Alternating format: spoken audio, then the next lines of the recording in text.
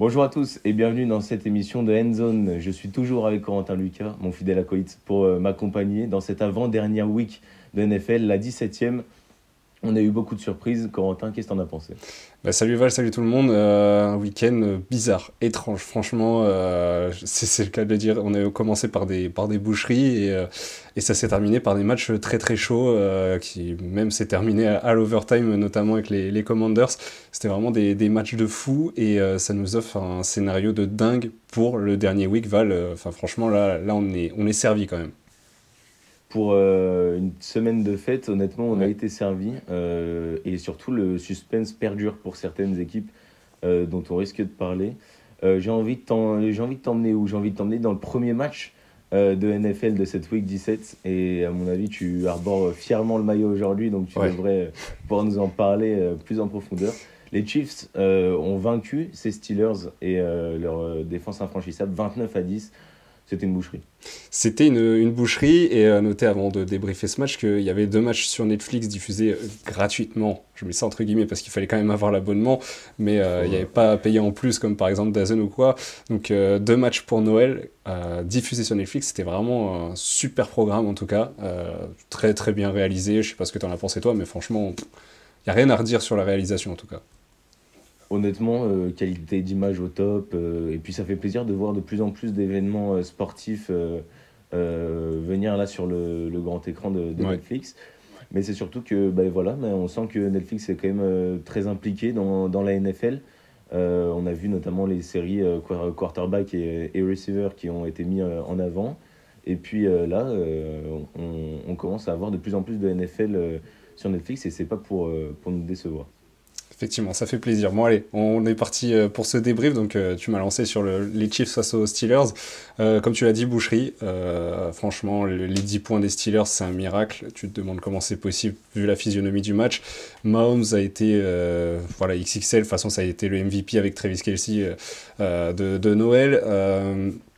Que dire de plus? Ben voilà, les Chiefs sont vraiment en mode playoff ces dernières semaines. J'ai envie de dire depuis la semaine dernière, ils ont activé le mode playoff. Et j'ai envie de dire beaucoup de franchises ont activé ce mode playoff. Les Chiefs en font partie. Les Steelers commencent à fatiguer, à accuser le coup de ces dernières semaines incroyables, il faut le dire. Et là, on voit que pour les Steelers, eh ben, finalement, oui, ils sont au playoff, mais je vais pas miser sur eux pour aller très loin dans ces playoffs, tellement ils sont décevants de semaine en semaine. Et puis quant aux Chiefs, eh ben voilà, c'est la confirmation. En plus, c'est à l'extérieur. Gagner de 29 points face à Pittsburgh, qui est l'une des meilleures défenses, si ce n'est la meilleure défense avant ce match de la Ligue. C'est pas rien de mettre 29 points. Et puis Mahomes a été exceptionnel. Et j'ai envie de dire, il a été exceptionnel, mais sans forcer. C'est-à-dire que personne n'a eu besoin de forcer, que ce soit Kelsey, que ce soit Mahomes. Ça a été un entraînement, j'ai envie de dire ça. Je sais pas ce que toi t'en as pensé, mais j'ai vraiment ressorti ça comme un entraînement. Non, on a vu vraiment des Steelers dans une cour de récréation. Ils étaient pas du tout au niveau. Et honnêtement, moi, ça me peine de voir ça parce que, bah, en fait, là, on se rapproche des playoffs. Et comme tu l'as dit, bah, ils sont pas vraiment au niveau. Ils sont décevants. Ils perdent contre Baltimore juste avant. Ils perdent contre les Chiefs maintenant, qui sont quand même deux contenders très importants pour le Super Bowl de cette année. Honnêtement, tu peux pas te permettre de faire des prestations aussi décevantes face à des adversaires aussi importants. On a eu par contre un très bon duo Kelsey Mahomes qui fait plaisir. Enfin, c'est vraiment, il se trouve les yeux fermés. Ça fait plaisir de voir ça à Ça l'aube fait des plaisir playoffs. de les revoir à ce niveau-là, parce qu'on va pas se mentir qu'on a beaucoup critiqué ce duo pendant ces dernières semaines, enfin dès les premières semaines, on va dire, de la saison régulière, parce que ça fonctionnait plus comme avant, ils étaient un petit peu rouillés.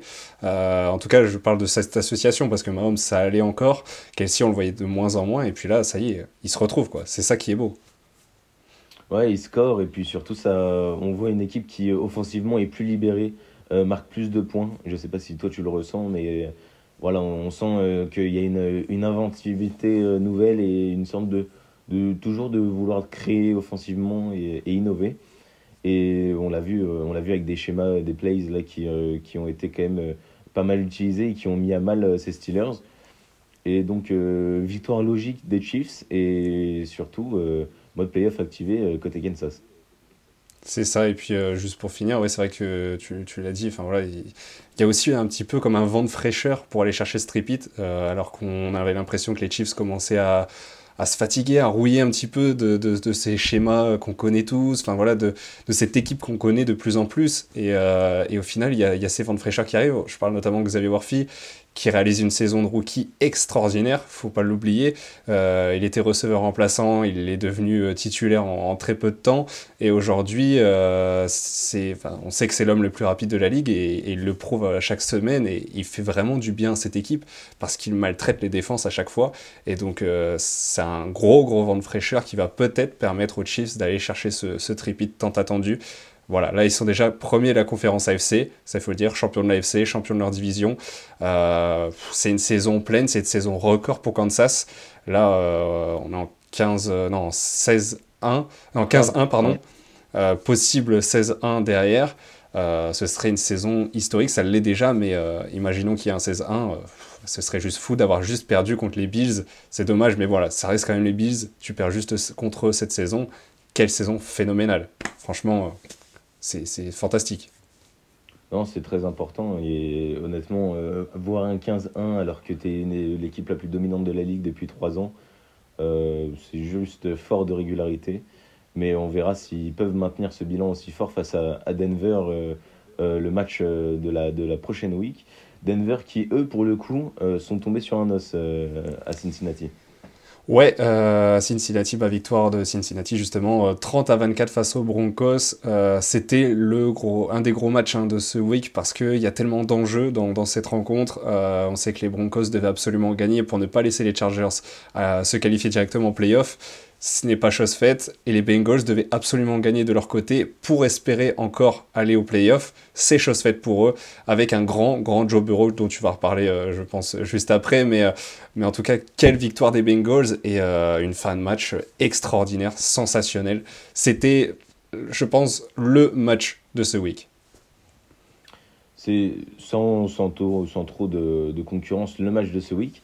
Mais de ce que j'ai pu voir sur les réseaux sociaux, on est quand même sur l'une des plus belles fins de match depuis quelques années, hein. J'ai Oui. vu des comptes, notamment des comptes de reporters américains qui en parlaient et qui disaient c'est l'une des plus belles fins de match qu'on a vues depuis ces dernières années parce qu'il y a cet enjeu-là, il y a cet enjeu de playoff. Denver était à une victoire de se qualifier définitivement pour les playoffs. C'est pas du tout chose faite parce qu'il y a eu cette fin de match tonitruante avec on a dans ces 2 dernières minutes, on a ce long lancé sur Jamar Chase qui fait un boulot à la défense. Il peut pas inscrire le touchdown. Ensuite, ils envoient Chase Brown qui va sur un run accrocher le dernier yard pour le first and goal. Et il se blesse. Donc, grosse Mm. perte côté Cincinnati. Après, touchdown un petit push, touch and push de Joe Burrow pour un yard. On pense que c'est fini pour Denver. Ils ne reviendront pas. 17-24 à ce moment-là pour Cincinnati. Et on a après, sur un éclair de génie de Bonix, qui honnêtement, cette fin de match, il a failli la perdre parce qu'il se fait intercepter Oui. en toute fin de match. C'est ce qui donne cette balle à Cincinnati. Et après, il se récupère sur un touchdown fou de Marvin Mims, alors qu'il restait 14 secondes de jeu sur un force and one. On risque de parler de ce plays un peu plus tard dans la vidéo, mais c'est surtout que finalement, ça fait 24-24, ils vont en OT, et là, c'est n'importe quoi. On a Joe Burrow qui lance Jamar Chase et T. Higgins qui font des travaux monstrueux dans la défense de Denver. Ils sont en position pour un field goal. Poteau de Cam York, qui est le kicker remplaçant de, de Cincinnati. Donc là, tu te dis, c'est pas Ouais. possible. C'est Denver qui va avoir du coup la balle de match. Denver donc se fait saquer, se fait saquer et donc perd la balle, perd la possession. Reballon côté Cincinnati. Et Cincinnati, après, tranquillement, avec T. Higgins, confirme sur un touchdown, donc 24-30.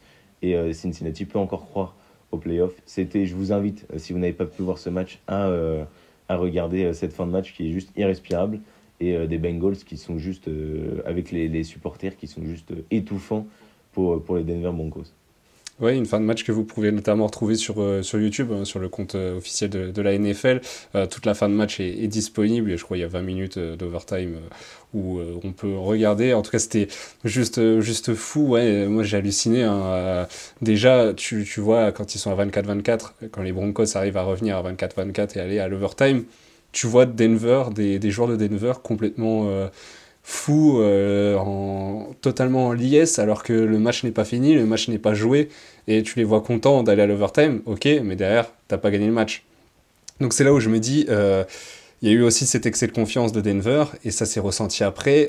Tu parles du field goal raté, là je me suis dit que ça allait être fini. Dans allez, 90-95% des cas, tu rates ce premier field goal, tu rates ce premier drive, enfin, normalement ce qui devrait être le seul drive de l'overtime. Derrière, tu peux pas gagner le match. Et pourtant, derrière, Denver fait n'importe quoi, le ballon est récupéré par les Bengals, et tu l'as dit, voilà, ça finit là-dessus. C'est juste fou, quel match, quelle fin de match, et pour Broncos, voilà, les Broncos peuvent s'en mordre les doigts parce qu'ils étaient à ça vraiment de se qualifier pour les playoffs. À part, sauf un gros incident. Enfin non, je dis n'importe quoi, parce que les Broncos vont jouer face aux Chiefs, ça va être compliqué de s'imposer, mais là franchement, le scénario côté AFC pour avoir cette dernière place au playoff va être juste fou, parce qu'il y a 3 équipes en ballottage pour aller là-dedans. On a du coup les Broncos, on a les Bengals, et puis on a Miami, les Dolphins, qui sont encore dans le coup et qui peuvent tenter un hold-up juste monstrueux après une saison catastrophique. Réussir à revenir à 9-8, ce serait juste fou. Donc voilà, on a ces 3 équipes-là en ballottage pour aller en play-off. Maintenant, voilà, pour Broncos, ça peut être l'hécatombe au soir de la week 18. Donc là, franchement, ça va être fou. Ah, ça peut être des déceptions, des déceptions terribles pour Mm. Denver, qui a su mener sa barque tranquillement. Mais c'est surtout que là, ils vont se taper les Kansas qui eux, bah, ils vont pas se mentir, ils cherchent à avoir le meilleur bilan de la ligue. Si une saison pareille, tu as envie d'avoir un bilan Et en historique. plus de ça, ils sont en mode entraînement pour les playoffs. C'est le dernier test, parce qu'on rappelle que, du coup, comme ils sont premiers de la conférence, ils auront un match en moins dans les playoffs. Ça se ressent. Exactement. Et c'est surtout que, ben, en fait, on l'a vu, mais Denver, eux, ils ont bien réussi à embêter Kansas un peu Mm. plus tôt dans la saison, avec notamment ce contre de field goal qui donne la victoire à Kansas. Ouais. Mais c'est surtout que, donc pour vous expliquer un peu où on en est de ce côté-là de NFL, en gros, Miami et les Bengals n'ont pas du tout leur destin entre leurs mains. Ce sera seulement si Denver perd le match contre Kansas. Si Denver perd le match contre Kansas, Miami est du coup au tie-break est favorable. Donc c'est-à-dire que même si les Bengals gagnent et que Miami gagne, c'est Miami qui ira choper ce dernier siège pour les playoffs. Et par contre, si les Bengals gagnent et que les 2 équipes, donc Denver et Miami, perdent, les Bengals se faufilent dans la dernière match, dans la dernière place pour les playoffs. Ce serait juste historique alors qu'ils avaient genre 9% de chance à la mi-saison de se qualifier pour les playoffs. Mais après, là, ce qui va jouer aussi, c'est le calendrier, forcément. C'est ces derniers matchs qui vont être très costauds pour les Broncos. Voilà, face aux Chiefs, il y a très peu de chances de victoire. Donc on se dit que pour les Broncos, c'est déjà presque peine perdue pour ces playoffs. Derrière, les Dolphins affrontent les Jets. Donc, normalement, ça devrait largement le faire pour les Dolphins, sachant que les Jets ne jouent absolument rien, puisque les derniers, pour avoir le premier choix de la draft, c'est déjà terminé. Ça va être normalement les Patriots. Donc déjà, là, ils pourront pas jouer là-dessus. Et puis, bah, forcément, il va y avoir aussi les Bengals. Les Bengals ont tout à gagner dans le prochain match, mais ça va être aussi compliqué. Là, en vrai, quand on regarde, quand on prend du recul, l'équipe la plus probable d'aller au playoff, c'est Miami. Et c'est juste fou de dire ça aujourd'hui.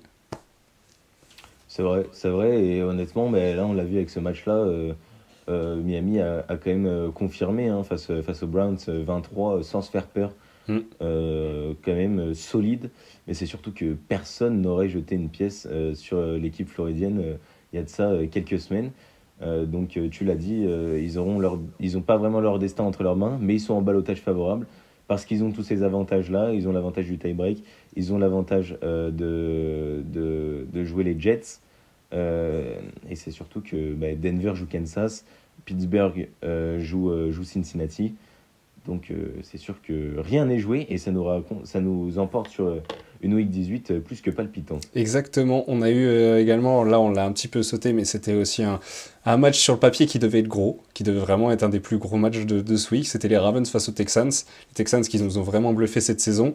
Et finalement, il n'y a pas eu match. Et vraiment, les Texans qui n'ont mis que 2 petits pions. Et encore, c'est un touchdown dans la défense, enfin un touchdown défensif, pardon. Victoire 31-2 des Ravens pour Noël. Franchement, c'était pas un très beau cadeau de Noël pour les Texans. Non, loin de là. C'était une démonstration à ciel ouvert. C'est-à-dire que tout le monde pouvait se dire je vais regarder une petite série. Non, je vais tomber sur Ravens. Les Ravens qui sont en train d'éclater les Texans 31-2. C'était juste complètement monstrueux de la part de Baltimore qui pour le coup, font leur petit bonhomme de chemin. On sait que les Texans eux, sont qualifiés pour les playoffs, mais sont pas non plus une des équipes favorites au Non. Super Bowl, on va pas se le cacher. Franchement, s'ils passent rien que la wild card, ça sera déjà bien. Ah, ce sera déjà bien. Et c'est surtout que, ben, en fait, plus les semaines passent, plus on trouve un CJ Stroud inconstant. Et à noter que cette équipe est quand même beaucoup affaiblie par les blessures. Alors, est-ce que c'est pas Mm. trop tard pour les Texans? Est-ce que, pour le coup, ils se sont pas fait un petit peu prendre à leur propre jeu, là, avec ces joueurs blessés, cet effectif diminué? Est-ce qu'ils arrivent peut-être pas un peu trop tard en playoff? Bah, je pense, hein, parce que franchement, c'était une des équipes en forme de cette saison. On se rappelle à la mi-saison, voilà, c'était une des plus grosses équipes. Et il y a eu un tournant, il y a eu un moment où voilà, ça s'est passé du mauvais côté pour les Texans. Heureusement, ils avaient déjà un bon bilan, ils étaient déjà quasiment qualifiés. Ils ont confirmé cette qualification il y a quelques semaines, mais il y a 2 semaines si je me trompe pas. Et derrière, bah voilà, ça ne confirme plus, ça se perd, les matchs sont pas bons. Et comme tu l'as dit, CJ Stroud est méconnaissable. Il s'est fait manger dans le duel face à Lamar Jackson, mais d'une manière. Voilà, j'avais l'impression de voir un rookie CJ Stroud face à une légende, Lamar Jackson. C'est un petit peu le cas pour Lamar Jackson, mais normalement c'est pas le cas pour CJ Stroud qui n'est pas un rookie et qui clairement là a perdu son duel. Et en playoff, je ne vois pas comment ils peuvent passer la wildcard actuellement, sachant que c'est une conf quand même assez relevée, mine de rien. Où voilà, dès la wildcard ça va être chaud, hein, parce que là je ne sais pas combien ils sont en conférence, mais ils vont pas affronter les Dolphins, je pense, au premier tour, en tout cas à la wildcard. Donc attention quand même pour les Texans, ça n'ira pas, je pense, à la divisionale. Je pense que tu es d'accord avec ça. Ouais, pour le coup, sur la culture de l'instant, hein, mais pour le coup, on peut pas du tout leur donner de crédit. Ah non. Là, vu leur manière dont laquelle ils se sont fait disséquer par Baltimore, qui, mine de rien, on mettait leur défense un petit peu devant le fait accompli, bah là, ils ont plus que prouvé qu'ils étaient capables de tenir une équipe qui est qualifiée dans les playoffs, aux playoffs depuis quelques semaines. Et surtout, je pense qu'il y en a un qui a pas trop aimé nos critiques et notre titre de MVP qu'on a donné à Josh Allen un peu tôt dans la saison. Il nous rappelle que la saison n'est pas finie et qu'il peut très bien Ouais. être le protagoniste phare d'une équipe favorite pour le Super Bowl, c'est Lamar Jackson. Exactement, Lamar Jackson, dont on reparlera après dans notre traditionnelle course au MVP. Je tiens à dire, on a abandonné la course au rookie, je le dis maintenant, parce que on a envie de se dire que, voilà, à part Jaden Daniels, qui peut vraiment prétendre à ce titre aujourd'hui, il n'y a plus vraiment de débat. Et par contre, pour la course au MVP, c'est tellement serré qu'on est obligé de faire un focus chaque semaine là-dessus, parce qu'il y a 3 hommes voilà, qui se tiennent dans un mouchoir de poche pour ce titre de MVP. Lamar Jackson en fait évidemment partie, il est un des grands favoris de ce titre titre. On va faire un petit point sur les scores avant de parler de deux autres gros matchs. Je vais commencer avec les Seahawks face aux Bears. Victoire des Seahawks 6-3 dans un match cataclysmique, ridicule encore une fois. Voilà, c'était le deuxième plus nul match de la saison, j'ai envie de dire, face aux Bears. Voilà, les Seahawks qui quand même restent dans la course au playoff. Les Chargers face aux Patriots, victoire 40-7 de Los Angeles, qui ont écrasé les Patriots qui se retrouvent derniers de la ligue, pire équipe de la ligue, pas étonnant. On a eu les Rams face aux Cardinals, victoire des Rams dans la douleur 13-9. On va en parler juste après parce qu'il y aura une action qui va être dans l'action du week, avec notamment ce match juste fou. Les Bills face aux Jets, c'était le match sur M6+, victoire des Bills 40-14, ils ont écrasé New York, et puis victoire des Giants, là c'est l'autre New York qui a gagné, à New York justement, face aux Colts, gros match, 45-33, c'était un match très très offensif. Val, je te laisse faire la suite pour les scores. À noter du coup que New York a entériné les espoirs de playoff des Colts, Oui. qui eux étaient encore dans la course avec Miami et Cincinnati, comme on en a parlé tout à l'heure. Malheureusement, cette défaite était celle de trop et Ouais. ils ne seront plus et ils ne seront pas au playoff cette année. Ils sont d'ores et déjà en vacances. Pour ce qui est du reste des matchs qu'on ne va pas qu'on va balayer rapidement, on a les Titans face aux Jaguars 13-20, victoire des Jaguars. Les Eagles qui ont fait qu'une bouchée des Cowboys 41-7. Les Raiders qui ont enfin gagné un match 25-10 contre les Saints de New Orleans, le match de l'année sans doute. Les Attends, mais Panthers face aux Bucks. fin de la régularité quand même, hein. Et fin de cette constance sans précédent, les Raiders ont gagné. Ouais. Donc les Raiders sont une équipe irrégulière au possible. C'est impossible. C'est pas possible. Non, franchement, les Raiders, bon, cette année, voilà, on les attend très rapidement à la loterie. Oui. Les Bucks, eux, ont encore une fois déroulé offensivement. Un Baker Mayfield très important à noter. 48-14, qui n'ont fait qu'une bouchée des Carolina Panthers. Les Dolphins, qui donc, on en a parlé un petit peu tout à l'heure, mais ont gagné 20-3 face aux Browns, et donc conservent leur espoir de playoff, qui eux s'agrandissent du coup, ils joueront face aux Jets, et donc leurs espoirs de playoff sont toujours croissants, et on espère qu'ils arriveront peut-être à faire le comeback inattendu de l'année. C'était un petit clin d'œil aussi parce que les Dolphins gagnent face à Cleveland. Cleveland qui, rappelons-le, était au playoff l'année dernière, qui ne seront pas cette année. Et les Dolphins qui gagnent face à Cleveland, qui peuvent, eux, cette année, aller au playoff. Donc voilà, grâce à cette victoire, ils sont encore dans la course. Donc ça, c'est aussi un petit clin d'œil. On va parler de deux gros matchs maintenant pour finir ce week. À noter qu'il y aura aussi les Lions face aux Niners cette nuit. Ça fait pas partie des gros matchs parce que les deux ont déjà leur sort fixé. Malgré quand même que les Lions peuvent encore être champions de leur division. Il faut absolument gagner ce match face aux Niners, sinon ce sera les Vikings champions de la division. Donc un match aussi à enjeu quand même pour Détroit, pardon. On a eu les Packers face aux Vikings, Val. Ouais, je pensais que tu allais m'emmener du côté des Commanders parce qu'on Pas encore. parlait de Daniels tout à l'heure. On va laisser ça mijoter tranquillement. Les Vikes se sont imposés donc face aux Packers 27-24.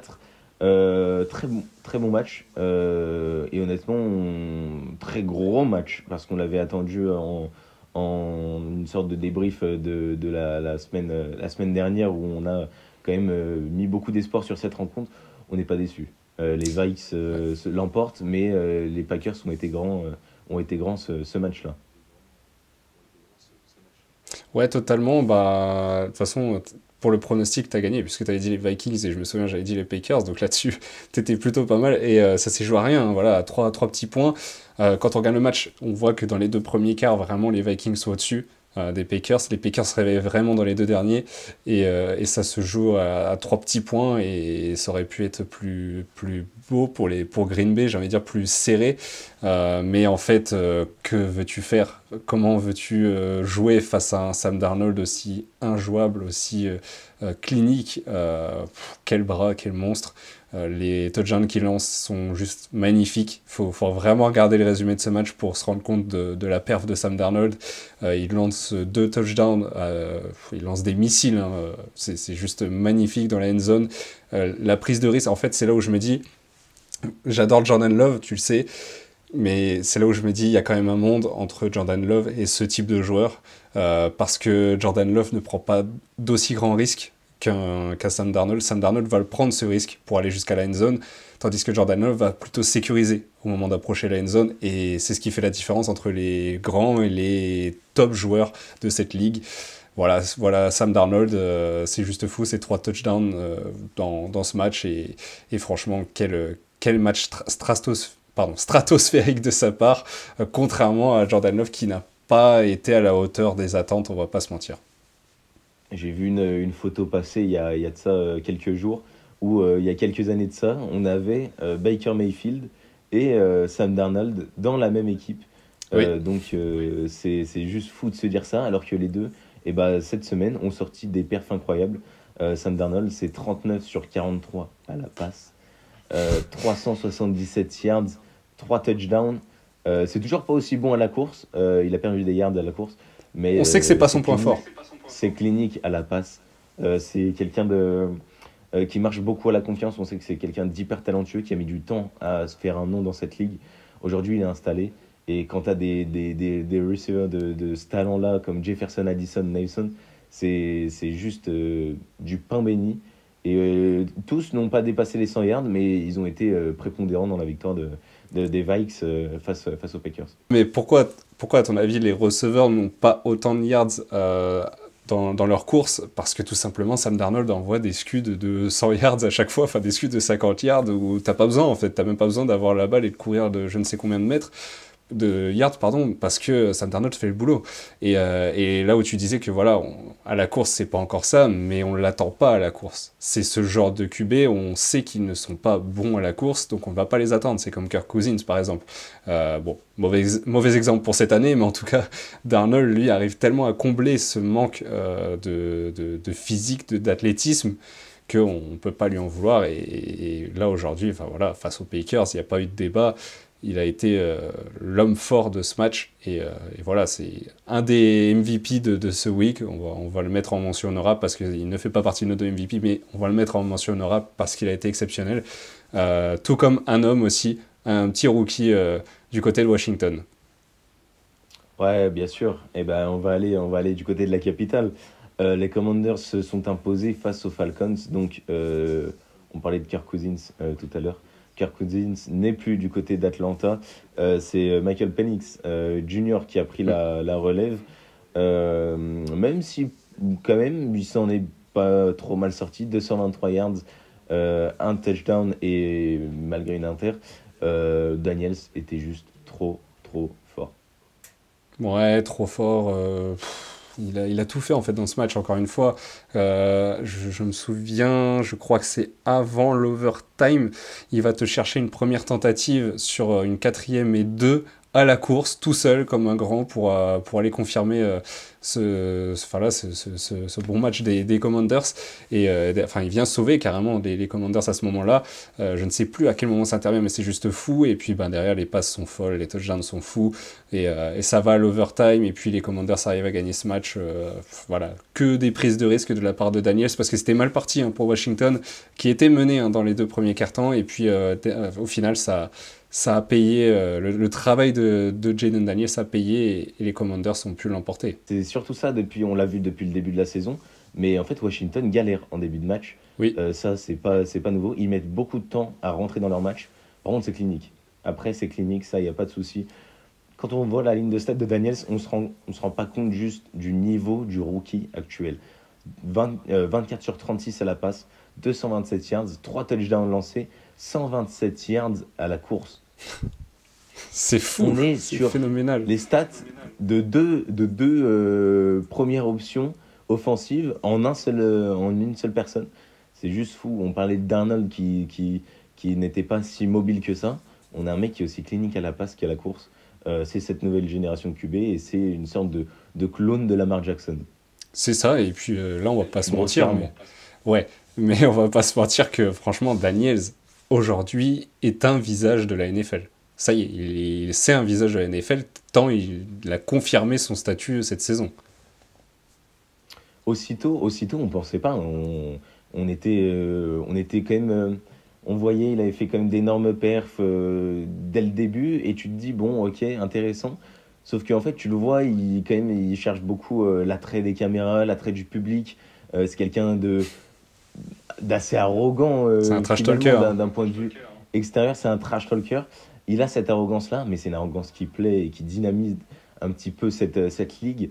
Et cette image voilà, de quarterback, c'est très, tu vois, très humble, très lisse, un petit peu comme le joueur dont tu arbores le maillot. Mais tu Mais vois, ça fait du ces bien joueurs d'avoir qui ça. sont. Exactement. Là, ça a un petit peu voilà, de trash talk, un peu à l'image d'un Anthony Edwards, un petit peu en NBA, pour nos amis qui suivent un petit peu le basket de la part d'Endzone. Donc, c'est juste cette nouvelle génération qui apporte un nouveau vent frais à cette ligue. Bon, allez, on va avancer un petit peu avec notamment les qualifiés, hein. On a déjà pas mal de qualifiés. Il reste que 3 places en tout à prendre pour ces playoffs. Je commence avec l'AFC. On a les Chiefs, les Bills, les Texans, les Steelers, les Ravens et les Chargers qui sont déjà qualifiés. On l'a dit tout à l'heure, tu l'as bien expliqué. Il reste une seule place en AFC. Ça va jouer entre 3 équipes. Notamment les Broncos qui sont en 9-7, les Bengals et les Dolphins en 8-8. Voilà, ça joue entre ces trois-là. En NFC, on a moins de qualifiés pour l'instant, forcément puisque c'est quand même une conférence assez serrée quand même. On a les Eagles, les Lions, les Vikings et les Packers, ainsi que les Commanders qui sont les derniers qualifiés de cette conférence. Il reste encore 2 places à jouer. Les Rams ont quand même un pied ennemi, on va dire, en play-off. Mais attention parce qu'il y a un scénario qui pourrait être fou pour les Rams, c'est le scénario où les Seahawks s'imposeraient face justement aux Rams. Ça va être une finale. Là c'est clairement une finale pour ce dernier match. Et si les Seahawks l'emportent, ils vont être à l'égalité parfaite sur 4 points du règlement. On a les 4 premiers qui sont donc le bilan de la saison classique. Là, les Rams et les Seahawks seraient à égalité. Ils seront à égalité également sur le bilan de la division, sur le bilan de la conférence, sur les confrontations directes entre les deux équipes, on sera un partout. Et puis, le dernier point, ce sera sur la force du calendrier. Donc, c'est-à-dire on va regarder le calendrier des deux équipes, on va se dire quelle équipe a affronté les meilleurs, voilà, les équipes les plus relevées. Et si on prend les deux, eh bien, ce seraient les Rams qui passeraient devant les Seahawks, juste pour le calendrier, pour le côté plus relevé. C'est juste fou, quand même, de se dire ça, de se dire qu'on va arriver à ce 5e point du règlement pour départager deux équipes. Évidemment, c'est en cas de victoire des Seahawks, mais il ne faut pas oublier que ce sera à Los Angeles. Mais en tout cas, c'est un scénario possible. Franchement, Val, c'est quand même assez fou cette conférence NFC cette année. Ouais, parce que là, pour le coup, on s'attendait pas du tout à ça. On pensait que ça allait quand même. Voilà, on s'attendait pas à ce qu'il y ait les Washington. Il y avait quand même des équipes qui sortaient du lot. Enfin, on s'attendait à ce qu'il y ait les Cowboys. On s'attendait pas à ce qu'il y ait les Commanders, tu vois. Donc, et finalement, aucun de ces équipes-là ne vont être confrontés à ça. Les Seahawks avaient bien commencé. Après, on n'a plus du tout entendu parler d'eux. À voir maintenant avec LA ce que ça va donner. Allez, on va aller un petit peu plus vite sur les autres thèmes. On va commencer direct avec l'action du Week 17. Je te laisse commencer avec ton action. On va revenir dans un gros match du côté de Cincinnati. Avec plaisir. On est à Cincinnati, il reste 14 secondes de jeu et Bonix est en quatrième tentative pour un yard. Il reste 14 secondes de jeu, c'est la dernière, il ne faut pas la louper. Il envoie une cacahuète monstrueuse à destination de Marvin Mims dans le coin de la end zone qui est pris par deux défenseurs. Donc il y a une prise à deux en plus sur lui qui est pris par Cincinnati et finalement Marvin Mims arrive à catch ce ballon mais d'une manière, il monte tellement haut et il y a à savoir que dans cette action-là, il y a eu des discussions parce qu'on ne savait pas s'il avait bel et bien catch le ballon, si le catch était sécurisé ou pas. Donc il y a eu besoin d'assistance vidéo et après assistance vidéo, Le catch a été validé. Et Bonix envoie donc en overtime les Broncos et Cincinnati qui se voyaient déjà vaincre les Broncos. Donc Denver n'avait pas donné à ce moment-là son dernier mot. Et donc c'est pour moi l'action du week. Il y en a d'autres qui auraient pu être cités, notamment dans ce match avec les 2 touchdowns de T. Higgins. Ouais, c'est ça. Bah, j'ai notamment hésité à mettre l'un des deux de T. Higgins. Il y Et en a puis, eu trois, il y en a eu trois, mais il y en a eu deux qui ont été vraiment très ouais, c'est importants. ça. Il y en a vraiment eu deux fantastiques dans ce match. Et puis pour revenir sur Mims, c'est vrai que tu dis, on se demande s'il le catch vraiment. Parce qu'aussi, il est très disputé à un moment donné. Quand il retombe, il a pas complètement attrapé le ballon parce que, je sais plus, il y a un des défenseurs de Bengals qui arrive à gratter ce ballon et il le récupère juste derrière. Il s'est fait très très peur là-dessus. Franchement, c'est l'action du week. Je vais t'en donner une autre qui est pas un touchdown, qui est une interception, mais une interception clutch dans ce match. C'était l'interception décisive pour la victoire des Rams face aux Cardinals. Une victoire 13-9, comme on l'a dit tout à l'heure, très serrée. Et c'est Akello Witherspoon, le cornerback des Rams, qui a intercepté ce ballon. Donc vous allez voir, on est en fin de quart-temps.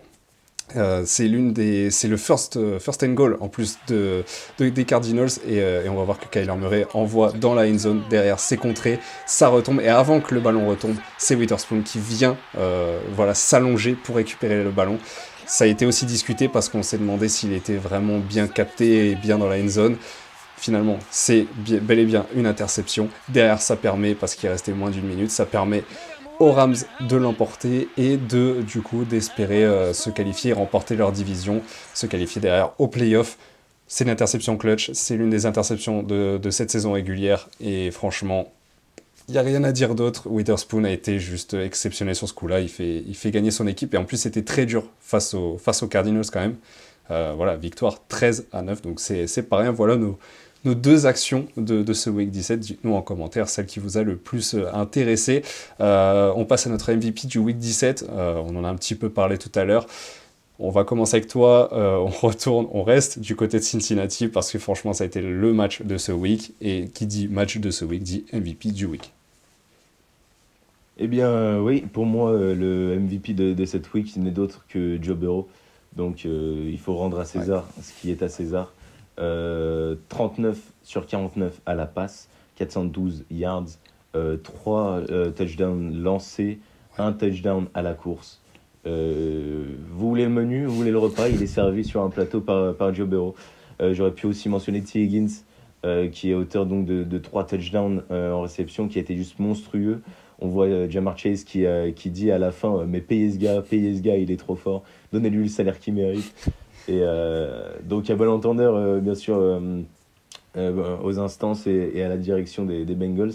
Mais donc ouais, pour moi c'est Joe Burrow. À noter qu'il est sur une série historique donc de 8 matchs avec 3 touchdowns lancés. Alors c'est-à-dire c'est son 8e match consécutif de la saison où il est à plus de 3 touchdowns à la passe. Seule une personne a fait mieux. C'est Tom Brady en 2007, nul autre que lui. Il avait fait 10 fois ça en 2007 avec les Pats. Joe Burrow, lui, c'est la 8e fois et peut-être 9e avec ce match qui arrive contre les Steelers. Et peut-être 10e s'il est qualifié au playoff, mais bon, ça va être un peu plus complexe. Mais en tout cas, gros match de Joe Burrow, effectivement. J'ai surkiffé son match comme d'habitude, j'ai envie de dire. On a rarement été déçus de Joe Burrow cette saison, pour ne pas dire aucun match. Voilà. À noter qu'il a été quand même sack 7 fois par Denver. Je ne sais pas si on se rend compte, mais 7 fois. C'est-à-dire que même là, déjà, on s'en dit long sur la protection qu'encourt le Golden Boy un petit peu. Ce joueur aussi bon, mais il a très peu d'aide défensivement. Ça arrive à lui trop facilement. Trop facilement et c'est trop dommage. Mais peut-être que ça va être renforcé ou alors tactiquement ça va être utilisé différemment pour la suite de la saison, surtout s'ils vont en play-off, parce qu'on sait qu'il y a quand même des défenses très agressives. Du coup, moi c'est Travis Kelce, je reste du côté de Kansas, du côté des Chiefs, parce que j'hésitais entre Mahomes et Kelce, et puis voilà, je voulais récompenser un joueur qui avait joué à Noël en plus, donc voilà là-dessus, non, mais pour être plus on va dire, pour être plus sérieux en termes de stats, c'est voilà, une saison record pour Travis Kelce, malgré une saison régulière qui n'est pas exceptionnelle. Il n'est pas au-dessus du lot, il n'est pas dans ses standards habituels, mais pour autant, eh bien, il arrive à se... Voilà, à attraper quelques records. Il a notamment eu ce touchdown lancé par Patrick Mahomes qui lui a permis voilà, d'être le 15e joueur dans l'histoire de la NFL à totaliser 1000 réceptions. Et d'autant plus que, ok, il a réalisé ces 1000 réceptions, mais c'est seulement le 3e tight end de l'histoire à le faire. C'est dire la performance, parce que les tight ends ne sont pas non plus ceux qui réceptionnent le plus. Enfin voilà, c'est quand même assez fou d'arriver à 1000 réceptions. Et puis, grâce à ce touchdown, c'est son 77e dans sa carrière par la passe. Il devance notamment Gonzalez du côté des Chiefs, et qui avait lui 67 touchdowns. Donc il est le joueur le plus prolifique, le tight end le plus prolifique de l'histoire des Chiefs, et le 3e de l'histoire de la NFL. Je pense que voilà, c'est plutôt pas mal en termes de stats. Et puis pour parler de ces stats de match, voilà, il y a ce touchdown, il y a ces 84 yards pour 8 réceptions. Et puis que de belles réceptions en fait. Il a permis aux Chiefs vraiment d'avancer sur le terrain et de vraiment être très très efficace. J'aurais pu mettre Mahomes aussi, mais voilà, pour les records, j'ai pris Kelce. On passe au College Football Time que vous avez l'habitude chaque semaine, excepté la semaine passée, avec notre ami Flo qui va revenir sur le Fiesta Bowl, parce que voilà, au College Football, là, on est en train de venir dans les moments décisifs, et on a eu notamment le Fiesta Bowl. Après vous avoir expliqué ce que c'était que les bowls en college football, il est temps de revenir sur les bowls qui ont eu lieu ce week-end. À noter que les bowls majeurs, dont le Sugar Bowl, accueilleront les matchs de playoff les mercredis prochains. Et on commence avec sûrement le bowl qui est le plus fun à regarder, c'est le Pop-Tart Bowl, qui opposait cette année les Miami Hurricanes, qui ont fait une belle saison, face à Iowa State. Et Miami a décidément tout perdu dans cette fin de saison, d'abord la qualification playoff, puis le Pop-Tart Bowl, face à une équipe de Iowa State pleine d'ambition qu'on attendra avec impatience pour l'année prochaine. Comme la tradition le veut, Iowa State a pu célébrer cette victoire avec une énorme Pop-Tart goût cinnamon. USC, loin de ses standards cette saison, a remporté le SRS Distribution Bowl à Las Vegas face à Texas A&M avec 21 points dans le 4e quart-temps. BYU a marché sur Colorado dès temps que la saison s'arrête pour les Buffaloes et repartir sur des bonnes bases la saison prochaine avec une nouvelle équipe puisque Jadon Sanders et Travis Hunter participeront à la draft l'année prochaine. Le Snoop Dogg Arizona Bowl a été remporté par l'université de Miami dans l'Ohio face au Colorado State Rams. Bagarre générale entre Nebraska et Boston College dans le Bad Boy Mowers Bowl. Arkansas s'impose face à Texas Tech dans le AutoZone Liberty Bowl. On a vu 8 joueurs éjectés également dans le Go Bowling Metairie Bowl entre East Carolina et NC State avec une victoire à la fin de East Carolina. Et enfin, North Carolina et Bill Belichick auront du pain sur la planche après leur défaite face à Yukon pour le compte du Wasabi Fanway Bowl. On se retrouve dès mercredi pour passer aux choses sérieuses, les playoffs qui démarreront avec Penn State, Boise State, Texas, Arizona State ou encore Ohio State face à Oregon dans le choc du Big Ten. Et comme donc chaque semaine, on en est là, on se rapproche de plus en plus du verdict final. Qui va être le MVP de cette saison régulière? Si la course au rookie, elle, est d'ores et déjà scellée, celle du MVP reste sur toutes les bouches. Techniquement, on a 3 candidats potentiels et qui chaque semaine valident un peu plus leur prestigieux bagage. Tout simplement, leurs stats sont exceptionnels. On a donc Josh Allen des Bills, Lamar Jackson des Ravens et le running back des Eagles, Saquon Barkley.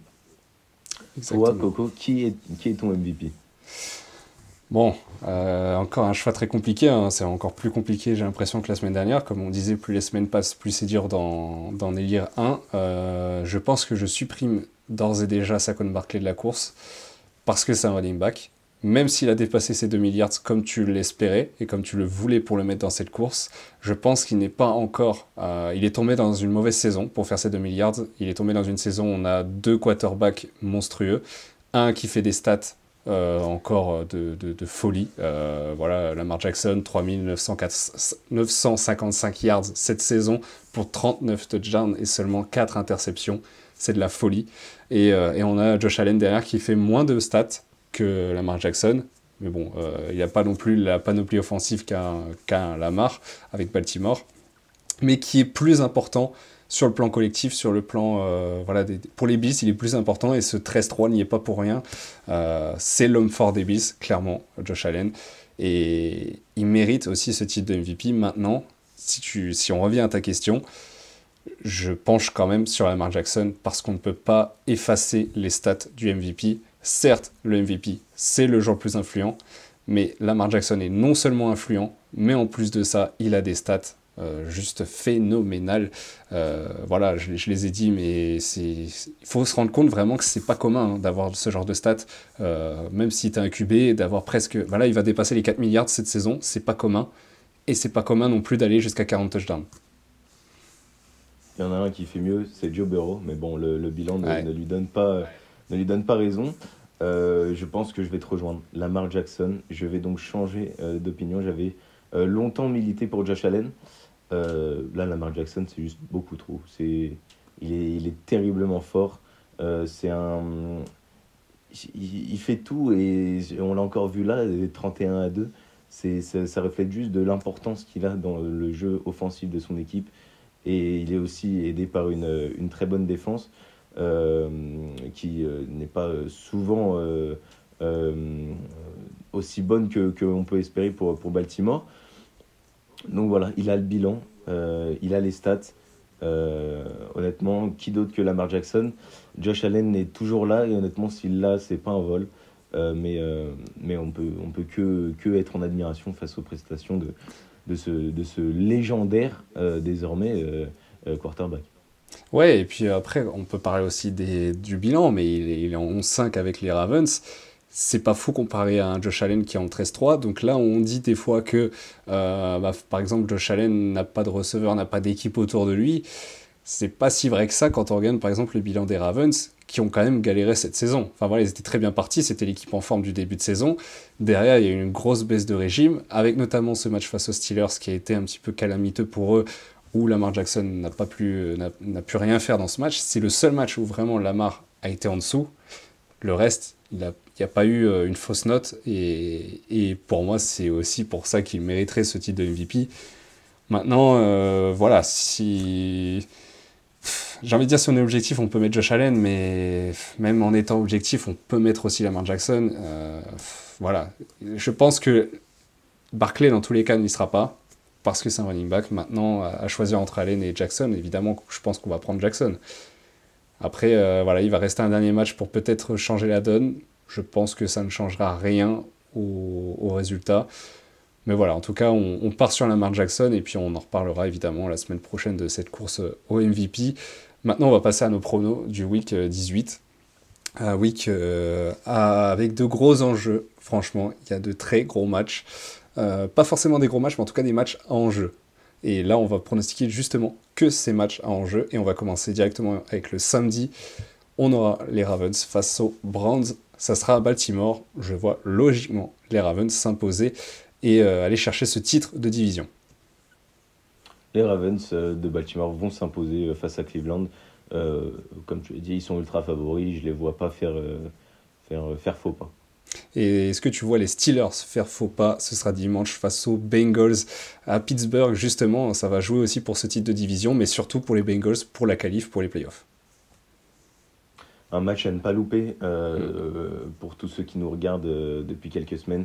Voilà, tout ce long chemin a été fait pour ces moments-là, pour voir les Bengals s'imposer face aux Steelers. Je vous invite donc tous à allumer votre écran et à vous poster devant le match. Mais je te rejoins. C'est peut-être la première fois que je te rejoins sur les Bengals, mais je les vois s'imposer pour la beauté et puis pour le suspense qu'il y a. Je vois pas comment Pittsburgh peut supporter cette pression, même si c'est à Pittsburgh. Je vois les Bengals s'imposer logiquement dans ce match et ça sera juste fou pour calculer du coup qui sera au playoff. Voilà, on va tous attendre les derniers matchs. On aura les Falcons justement, on n'en a pas parlé beaucoup dans cet épisode d'Endzone, mais les Falcons qui jouent aussi leur titre de division, ils sont deuxièmes derrière les Buccaneers. Ils ont obligation de gagner et ce sera face à Carolina. Je les vois s'imposer. Je sais pas toi ce que tu en penses. Je pense que les Panthers vont l'emporter dans ce match-là. Oh. Je vais aller à Donc, contre-courant. donc là, tout va Mais se jouer face aux Panthers. C'est fou. exactement. Et je pense que les Panthers peuvent faire trébucher Atlanta. Et ben aussi, on aura les Buccaneers, justement, dont on parlait, face aux Saints. Ce sera à Tampa Bay. Est-ce que les Bucks vont, comme les Raiders, en faire qu'une bouchée de New Orleans? Tampa va logiquement s'imposer. J'espère que tu as le même avis que moi sur le sujet. J'ai bien évidemment le même avis que toi sur le sujet. Ça va être une boucherie et c'est pour ça que les Falcons, du coup, ce sera une grosse déception pardon, parce qu'ils n'iront pas au playoff suite à cette victoire des Buccaneers méritée, parce que c'est clairement la meilleure attaque, je pense, de cette ligue cette saison. Ils collent plus de 40 pions par match, c'est juste fou.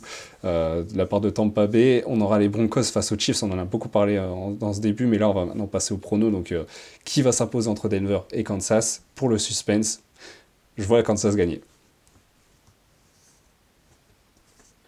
Honnêtement, je pense que c'est l'un des matchs les plus difficiles à aborder, mais bon, il faut bien se jeter, il faut bien se mouiller, et il faut bien dire que Kansas va l'emporter dans ce match-là. Ouais, et aller chercher le 16-1, pourquoi pas, derrière. Et puis voilà, ils sont déjà en mode playoff. Denver est déjà en dessous quand même. On aura les Rams face aux Seahawks. Cette finale pour le titre de division et surtout pour la qualif au playoff. Quel match de folie. Je vois les Rams l'emporter à Los Angeles, car je pense qu'ils sont quand même au-dessus. On a vu les Seahawks galérer face aux Bears. C'est pas dans leur habitude quand même, mais bon, ça montre bien que les Seahawks ne sont pas dans leur meilleure période. Est-ce que tu me rejoins là-dessus?